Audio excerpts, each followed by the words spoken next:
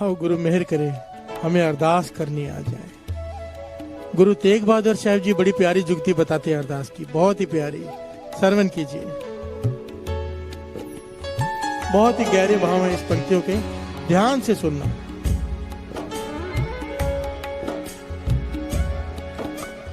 बल छुट क्यों बंधन परे, कछु न हो तू पाए।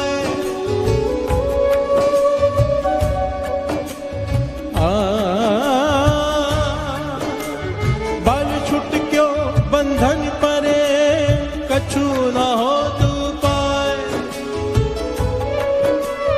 कहो नानक अब ओट है, गज जो हो सहाय। नौवें गुरु नानक गुरु तेग बहादुर जी समझा रहे हैं, ध्यान से सुनना उनकी पंक्तियां वाणी की। बल छुट क्यों बंधन परे, यहाँ पर बल का है आत्मिक बल को। प्यार से बोलिए धन गुरु नानक। बड़ी ध्यान से सुनना, इसकी बहुत जरूरत है यहाँ पर सबको। बल छुट क्यों बंधन परे, आत्मिक बल मेरा खत्म हो गया है। काम क्रोध लोभ मोह अहंकार ने मुझे बांध लिया है। प्यार से बोलिए धन गुरु नानक। ये पातशाह गुरु तेग बहादुर जी अरदास करके हमें समझा रहे हैं कि अरदास करती क्या है, अरदास क्या चमत्कार करती है।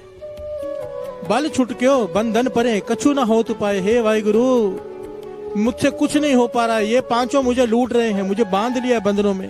काम ने, क्रोध ने, लोभ ने, मोह ने, अहंकार ने।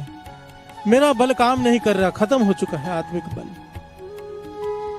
जैसे तूने उस हाथी की रक्षा की सी, गुरु तेग बहादुर साहब जी यहाँ पर वो पंक्तियां कह रहे हैं। कहो नानक अब ओट हर, गज जो हो सहाय।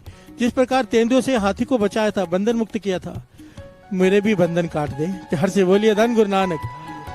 गुरु तेग बहादुर जी समझा रहे हैं, कहने लगे जब कोई ऐसे अरदास करता है इस प्रकार कि मेरा बल नहीं है, मेरा आत्मिक बल नहीं है, मैं इनसे नहीं बच सकता, तब क्या होता है, श्रवण कीजिए, चमत्कार होता है।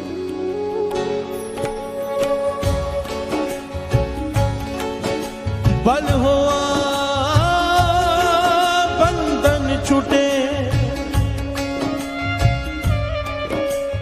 बल होआ बंधन छूटे, सब किछ होत उपाय। नानक सब किछ तुम्हारे हाथ में, तुम ही होत सहाय। हंस बोलिए धन गुरु नानक।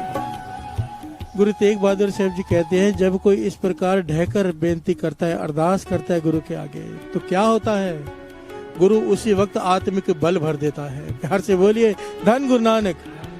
बल होवा बंधन छूटे, इतना आत्मिक बल भर देता है कि ये काम क्रोध लोभ मोह अहंकार जो परेशान कर रहे हैं, खत्म कर रहे हैं हमें, उनसे मुक्त कर देता है। प्यार से बोलिए धन गुरु नानक।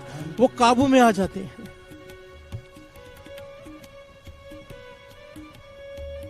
नानक सब कुछ तुम्हारे हाथ में, तुम ही हो सहाय। हे वाहिगुरु, हे गुरु नानक, सब कुछ तेरे हाथ में है, तू जो चाहे कर सकता है। प्यार से बोलिए धन गुरु नानक। एक बात यहाँ पर बड़ी ध्यान से समझने वाली है साथ संगत,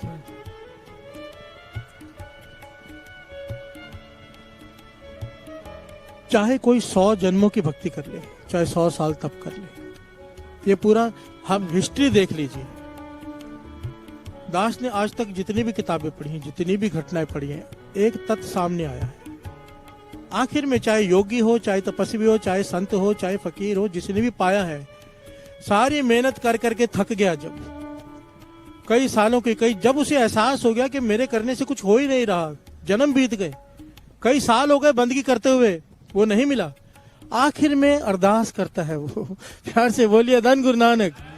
एक दिल से पुकार निकलती है, हे खुदा अब मिल मेरे से नहीं हो रहा, मैं थक गया हूं बंदगी कर करके, तो कब मिलेगा, कब तरस करेगा। जब ये अरदास निकलती है ना कि मेरे से नहीं हो रहा तो कुछ कर, तब वो आता है। प्यार से बोलिए धन गुरु नानक।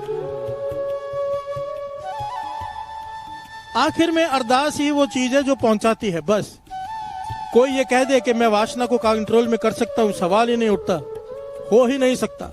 कोई कह दे कि मैं क्रोध को अहंकार को काबू कर सकता हूं, हो ही नहीं सकता, चाहे 1 करोड़ सुखमणि साहब जी के पाठ कर ले।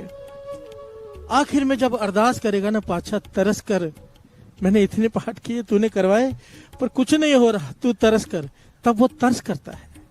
ये पाठ क्यों करने हैं, नाम क्यों जपना है? उसे तरस आ जाए बस। एक मजदूर लगातार मजदूरी करता हो रोड पर, उसे देखकर तरस आता है, पत्थर तोड़ रहा है पूरा दिन, तरस आ जाता है।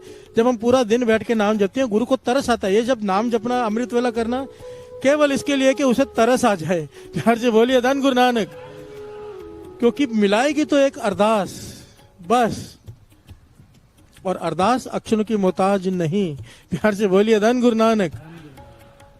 अरदास जो भीतर से निकले, पुकार, जैसे एक आदमी डूब रहा हो नदी में, वो कैसे चिल्लाता है, वो होती है अरदास।